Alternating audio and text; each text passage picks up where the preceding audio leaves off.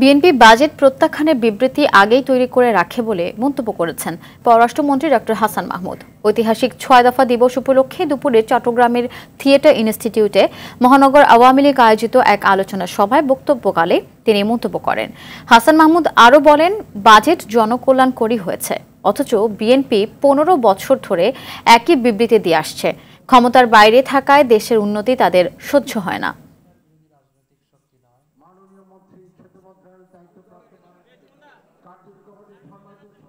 গত ১৫ বছরের যদি বিবৃতি বক্তব্য দেখেন হুবহু মিল খুঁজে পাবেন, এবং বিএনপি জামাত বলতে শুরু করেছে যে এই বাজেট জনগণের কোনো কল্যাণে আসবে না।